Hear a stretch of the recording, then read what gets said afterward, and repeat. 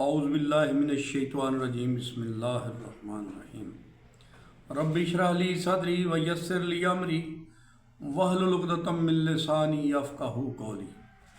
हज़रात गिरामी, हम अनवारुल कुरान के रेफरेंस से, जो कि डॉक्टर मलक ग़ुलाम मुर्तज़ा साहब ने ये लिखी है, ये उनकी तसनीफ़ है, तो हम पहुँचे हुए हैं इय्याका नअबुदु व इय्याका नस्तईन।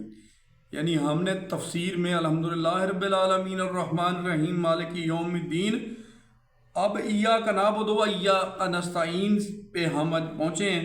आज इसको हम ख़त्म करेंगे। तो अल्लाह फरमाता है इय्याका नअबुदु व इय्याका नस्तईन, हम तेरी ही बंदगी करते हैं और तुझी से मदद चाहते हैं। यानी खुदाए बुज़ुर्गो बरतर के अलावा कोई ज़ात इस काबिल नहीं है कि उसकी इबादत की जाए या उससे मदद मांगी जाए, और ना ही किसी में इतनी ताकत और इस्तिताअत है कि वो अल्लाह ताला की रज़ा के बग़ैर किसी की मदद कर सके। इस आयत में हर किस्म के शिरक की नफ़ी की गई है, इसलिए हर इंसान को ये बात ज़हन नशीन कर लेनी चाहिए कि अगर वो खुदा को छोड़कर किसी और से मदद मांगता है तो वो बड़े से बड़ा अफसर या कोई भी सुपर पावर भी उसकी मदद नहीं कर सकती जब तक कि अल्लाह ताला की मर्ज़ी ना हो। अलावाज़ी ना सिर्फ दुनिया में बल्कि यौमुद्दीन में भी इस ज़ात के और उसकी इजाज़त के बग़ैर कोई हमारी मदद नहीं कर सकता। इस आयत से पता चला कि तौहीद की दो बुनियादें हैं।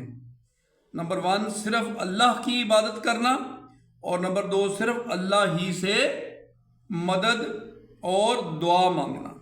इस तरह शिरक की भी दो बुनियादें हैं। अल्लाह के साथ किसी और की भी इबादत करना, अल्लाह के अलावा किसी और से भी मदद या दुआ मांगना। इसके बाद हम दुआ मांगते हैं इहदिनस सिरातल मुस्तकीम, हमको सीधे रास्ते पे चला। पहली मरतबा हम सिरात का लफ्ज़ इस्तेमाल करते हैं तो यहाँ इसे मुराद हदायत नज़री है। इसके बाद हम कहते हैं सिरातल्लज़ीना अन्अमता अलैहिम, उन लोगों के रास्ते पर जिन पर तूने अपना फजल व करम करता रहा। यहाँ दूसरी मरतबा सिरात मुराद हदायत अमली है, यानी हदायत के रास्ता की वो अमली सूरत जिसे अम्बिया, सदीकीन, शुहदा और सालहीन ने अमलन इख्तियार फरमाया।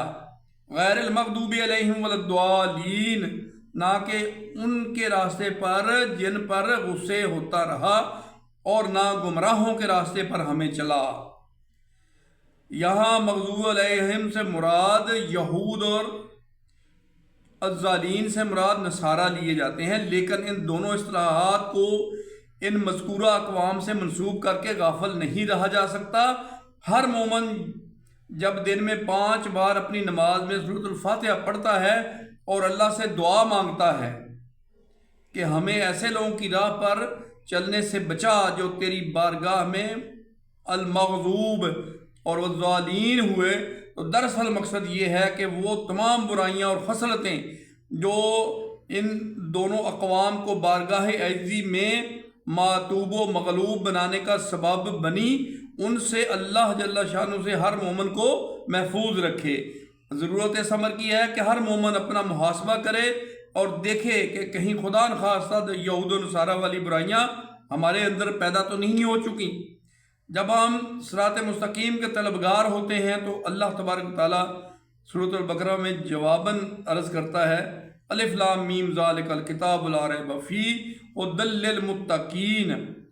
अलिफ लाम मीम ये मुक़द्दस अलहामी किताब है, इसमें किसी शक व शुबा की गुंजाइश नहीं, ये मुत्तकी लोगों के लिए हदायत है। सूरतुल बकरा, यानी तुम हदायत मांग रहे थे तो ये पूरी की पूरी किताब कुरान मजीद बतौर हदायत के तुम्हारे सामने है, मगर हदायत सिर्फ उन्हें मिलेगी जो दिलो जान से हदायत हासिल करना चाहते हैं।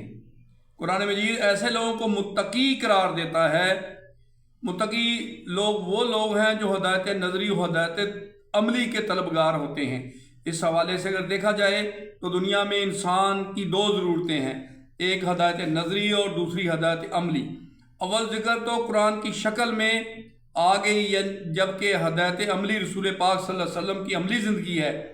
جیسا کہ اما عائشہ رضی اللہ تعالیٰ عنہ فرماتی ہیں کانا خلقہ القرآن، آپ کا اخلاق قرآن تھا۔ ہدایت عملی سنت طیبہ اور سنت رسول پاک صلی اللہ علیہ وسلم ہے جو احادیث نبویہ میں محفوظ ہے۔ حضور پاک صلی اللہ علیہ وسلم کی پوری زندگی قرآن مجید کی عملی تفسیر تھی۔ تو حضرات گرامی، ہم نے بھی اب دعا کرنی ہے اللہ تعالیٰ سے کہ یا اللہ ہمیں نبی پاک صلی اللہ علیہ وسلم کے نقش قدم پر چلنے کی توفیق عطا فرما، تاکہ ہم اس بندگی پہ پورے اتر سکیں جو ہمیں ایک چیلنج ملا ہوا ہے۔ تو حضرات گرامی، اس کے ساتھ ہی ہم اجازت چاہتے ہیں، اس پر عمل کی اللہ توفیق عطا فرمائے۔ وآخر دعوانا الحمدللہ رب العالمین۔ اللہ حافظ۔